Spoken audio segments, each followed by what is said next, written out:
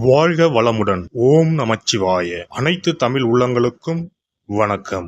நாம் இந்த பதிவில் வக்கர பயிற்சி அடையும் சனி பகவானால் ராசிக்காரர்களுக்கு ஏற்படும் சுப மற்றும் அசுப பலன்கள் என்ன என்பதனையும், அசுப பலன்கள் ஏற்படுமாயின் ராசிக்காரர்கள் செய்ய வேண்டிய பரிகாரங்கள் என்னென்ன, வழிபட வேண்டிய தெய்வம் யார் என்பதனை பற்றியும் விரிவாக காண்போம். உங்கள் வாழ்வில் வளமும் நலமும் செல்வ செழிப்பும் பெற்று வாழ்வில் உயரிய நிலையை அடைய எல்லாம் வல்ல இறைவனை வேண்டி விரும்பி கேட்டுக்கொள்கிறேன். வாழ்க்கையில் கஷ்டங்களை மட்டுமே சந்தித்த சில ராசிக்காரர்களின் வாழ்க்கையில் புது மலர்ச்சியை தரப்போகிறார் சனி பகவான். இந்த பயிற்சியின் போது சில ராசிக்காரர்களை வாழ்க்கையின் உச்சத்திற்கு கொண்டு செல்ல போகிறார். ஒருவர் செய்த கர்ம வினைகளுக்கு ஏற்ப பலாபலன்களை கொடுப்பவர் சனி பகவான். சனி பகவான் மனது வைத்தால் போதும், குப்பையில் இருப்பவர்கள் கூட கோபுரத்திற்கு செல்வார்கள். மன்னராக இருப்பவர்கள் கூட முடி துறந்து நாடு இழந்து நலன் போல அலைய வேண்டியதுதான். சிவனாக இருந்தாலும் யமனாக இருந்தாலும் சனியின் தண்டனையில் இருந்து தப்ப முடியாது. எல்லோருக்கும் ஒரே தீர்ப்புதான்.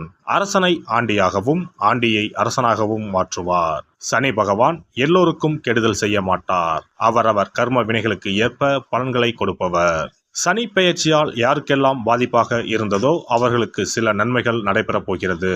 சனி பெயர்ச்சியால் யாருக்கெல்லாம் சாதகமாக இருந்ததோ அவர்களுக்கு சில பாதிப்புகள் உண்டாகலாம்.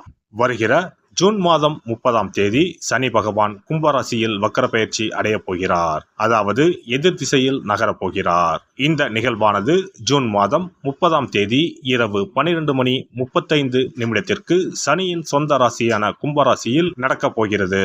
நவம்பர் மாதம் 15ஆம் தேதி வரை சனி கும்பத்தில் வக்ர நிலையில்தான் பயணிப்பார். இப்படிப்பட்ட சூழ்நிலையில் சில ராசிக்காரர்களுக்கு சனி பகவானின் சிறப்பு அருள் கிடைக்கும். அதாவது இந்த ராசிக்காரர்களுக்கு வேலை மற்றும் வியாபாரத்தில் பதவி உயர்வு, சம்பள உயர்வு கிடைக்கலாம். வேலை இல்லாதவர்களுக்கு நல்ல வேலை கிடைக்கும். சனி பகவான் தற்பொழுது கும்பராசியில் உள்ள கடைசி நட்சத்திரமான புரட்டாதி நட்சத்திரத்தில் சஞ்சரிக்கிறார். அதன் பின்னர் நவம்பர் 15ஆம் தேதி மீண்டும் நேராக பயணிக்க உள்ளார். இப்படி வக்கர நிலையில் சுமார் 139 நாட்கள் சனி பகவான் பயணிக்க உள்ளார். சனி பகவான் வக்கரமாவதால் அதன் தாக்கம் அனைத்து ராசிகளிலுமே காணப்படும். அதுவும் சில ராசிக்காரர்களுக்கு பொற்காலமாக இருக்கப் போகிறது. மேலும் நிதி நிலையில் நல்ல உயர்வும் தொழிலில் நல்ல முன்னேற்றமும் ஏற்பட உள்ளது. திருமண வாழ்க்கையில் மகிழ்ச்சி அதிகரிக்கும். இனி உங்கள் ராசிக்கான பலன்கள் என்ன என்பதனை பற்றி காண்போம். மீனராசி அன்பர்களே, சனி வக்ர சஞ்சார காலகட்டத்தில் விரயங்கள் ஏற்பட வாய்ப்புள்ளது. எனவே அவற்றை நிலம் வாங்குவது, வீடு கட்டுவது போன்ற சுப விரய காலமாக மாற்றிக்கொள்ளலாம். வண்டி வாங்குவது மாற்றுவதற்கு உகந்த காலம் இதுவாகும். பணவரவு திருப்தியாக இருக்கும். குடும்பத்தில் அமைதி நிலவும். பிரிந்த குடும்பங்கள் ஒன்று சேரும்.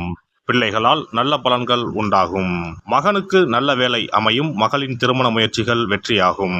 வியாபாரத்தில் போட்டிகள் இருந்தாலும் லாபம் திருப்திகரமாக இருக்கும். பணியாளர்களை விட்டுப்பிடித்து செல்வது நல்லது. புதிய வியாபார முயற்சிகளை தற்போதைக்கு ஒத்திவைக்கலாம். அலுவலகத்தில் மரியாதை கூடும். எதிர்த்தவர்கள் அடங்கி போவார்கள் என்றாலும் அதிகாரிகளோடு மோதல் போக்கை கைவிடுவது நல்லது. வழக்குகளில் மிதமான போக்கையே கடைபிடித்து வாருங்கள். பயணங்கள் செல்லும் போது சற்று கவனமாக இருங்கள். நிலம் வாங்குவது, கடன் வாங்குவதில் கவனம் வேண்டும். குழந்தைகளுக்கு வரன் தேர்வு செய்வதில் ஜாக்கிரதையாக இருங்கள். குடும்ப உறவில் சிறு சிறு சிக்கல்கள் ஏற்படலாம். வயிற்று பிரச்சனைகள் ஏற்படலாம். கணவன் மனைவி அந்யோன்யம் அதிகரிக்கும்.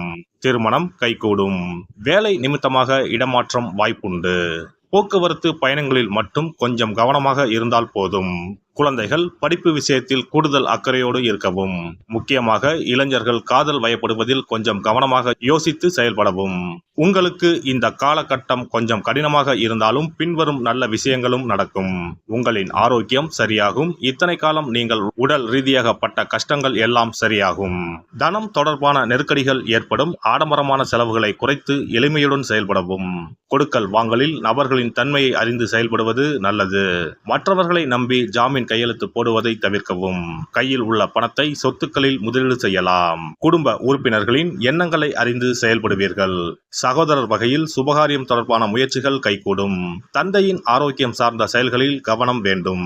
தேவையற்ற வாக்குறுதிகளை குறைத்துக் கொள்ளவும். பெண்களை பொறுத்தவரை எதிர்பாராத சில செலவுகள் உண்டாகும். தர்ம காரியத்தில் மனம் லயிக்கும். புதிய சொத்துக்கள் வாங்குவதற்கான முதற்கட்ட பணிகளை மேற்கொள்வீர்கள். நெருக்கமானவர்களின் மூலம் அடிக்கடி எதிர்பாராத சில செலவுகள் உண்டாகும். கேளிக்கைகளில் செலவுகளை குறைத்துக் கொள்ளவும் விலை உயர்ந்த பொருட்களை வாங்கி மகிழ்வீர்கள். குடும்ப ரகசியங்களை எவரிடமும் பகிர்ந்து கொள்ள வேண்டாம். சமூக பணிகளில் மதிப்பும் மரியாதையும் உயரும். நேர்மறை சிந்தனைகளை மேம்படுத்தவும். மாணவர்களை பொறுத்தவரை அடிப்படை கல்வியில் ஏற்ற இறக்கமான சூழ்நிலைகள் உண்டாகும். சிந்தனைகளில் இருந்து வந்த குழப்பமான சூழ்நிலைகள் மறையும். போட்டிகளில் தன்னம்பிக்கையுடன் செயல்பட்டு வெற்றி வாகை சூடுவீர்கள். உடற்பயிற்சி சார்ந்த செயல்களை மேற்கொள்வது ஆரோக்கியத்திற்கு நல்லது.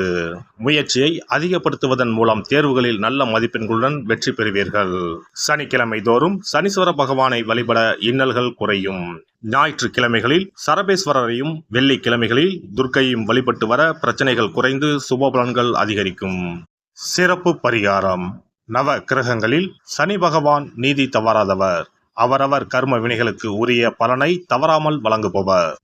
பொதுவாக சனி பெயர்ச்சி என்றாலே எல்லோரும் பயப்படுவார்கள். அப்படி பயப்பட வேண்டிய அவசியமே இல்லை. சனி பகவானால் பாதிப்புகள் ஏற்படும் பட்சத்தில் பாதிப்பில் இருந்து விடுபட பல எளிய பரிகாரங்கள் உள்ளன. ஒரு கைப்பிடி பச்சரிசியை எடுத்துக்கொண்டு அதை நன்றாக பொடி செய்து கொள்ள வேண்டும். பிறகு சூரியனை வழிபட வேண்டும்.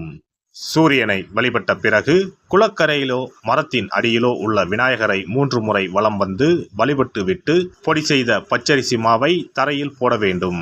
அப்படி போடும் மாவை எறும்புகள் எடுத்துச் செல்லும். குறிப்பாக வன்னி மரத்தின் அடியில் இருக்கும் விநாயகரை வலம் வருவது மிகவும் விசேஷம். இந்த பரிகாரத்தை எப்போதுமே தொடர்ந்து செய்வது மிகவும் நல்லது. ஒருவருக்கு சனி தசை வந்துவிட்டால் அவருக்கு சந்தேக புத்தி வந்துவிடுகிறது. யார் சொல்வதையும் ஏற்றுக்கொள்ள மாட்டார்கள். குறிப்பாக அஷ்டமத்து சனி மிகவும் கஷ்டப்படுத்திவிடும். 7.5 சனியின் பாதிப்பை விடவும் அஷ்டமத்து சனி மிக அதிக பாதிப்பை ஏற்படுத்தும். அஷ்டம சனி நடப்பவர்கள் சனியினால் ஏற்படக்கூடிய பாதிப்புகளில் இருந்து விடுபட பின்கூறும் நியதிகளை கடைபிடித்தால் பாதிப்புகளின் தாக்கத்தில் இருந்து விடுபடலாம். சனி தசை நடக்கும்போது எந்த செயல் செய்தாலும் தாமதமாகும். அதற்காக கோபப்படக்கூடாது.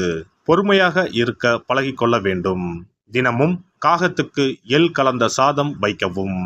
பிரதோஷ பூஜைகளில் பங்கேற்பது நல்லது. சனிக்கிழமை தோறும் சனி பகவானுக்கு இரும்பு அகல் விளக்கில் நல்லெண்ணெயில் தீபம் ஏற்றி வழிபடவும். கருங்குவளை மலர்களால் சனி பகவானுக்கு அர்ச்சனை செய்து வரலாம். வன்னி மர இலைகளை மாலைகளாக தொடுத்து சிவபெருமானுக்கு சனிக்கிழமை தோறும் சாற்றி வணங்கி வழிபடவும். சனிக்கிழமை அன்று அசைவ உணவு கண்டிப்பாக சாப்பிடக்கூடாது. சனிக்கிழமை தோறும் நல்லெண்ணெய் குளியல் செய்தால் கெடுதல் குறையும். விநாயகர் வழிபாடு செய்யலாம். அனுமன் வழிபாடு சனி பகவானின் தொல்லைகளை குறைக்கும். ஞாயிற்றுக்கிழமை மாலை ராகு கால வேளையில் கால பைரவரை வணங்கி வரலாம். தேய்பிறை அஷ்டமி நாளில் கால பைரவரை வணங்கி வருவது நன்மை தரும். ஏழை மாணவர்களின் படிப்பு செலவுக்கு உதவலாம். சனி பிரதோஷ வழிபாடு செய்வது சிறப்பு. அன்னதானத்துக்கு உதவி செய்யலாம். சித்தர்களின் பீடங்கள் ஜீவ சமாதி பீடங்களுக்கு சென்று வணங்கி வழிபடலாம். வன்னி மரத்தை சுற்றி வந்து வணங்க வேண்டும். இதனால் சனி பகவானின் கொடுமையான பாதிப்புகள் விலகிவிடும். பிரதோஷ காலத்தில் சிவபெருமானுக்கு வில்வ இலை கொடுத்து வணங்க வேண்டும்.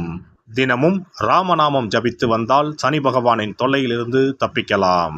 கால்கள் இல்லாமல் நடக்க இயலாதவர்களுக்கு இயன்ற உதவியை செய்யலாம். இந்த வழிமுறைகளை முறையாக கடைபிடித்து சனியினால் ஏற்படக்கூடிய பாதிப்புகளின் தாக்கத்தில் இருந்து விடுபடலாம். எல்லாம் வல்ல இறையருளால் நீங்களும் உங்கள் அன்பு குடும்பமும் உடல் நலம், நீலாயுள், நிறை செல்வம், உயர் புகழ், மெய்ஞானம் ஓங்கி வாழ்க வளமுடன். இந்த வீடியோ பதிவு உங்களுக்கு பிடித்திருந்தால் லைக் பண்ணுங்க, கமெண்ட் பண்ணுங்க, ஷேர் பண்ணுங்க. மறக்காம சப்ஸ்கிரைப் பண்ணுங்க. பக்கத்துல இருக்கிற பெல் பட்டனை கிளிக் பண்ணுங்க. நன்றி, வணக்கம். ஓம் நமச்சிவாய. சிவாய நம.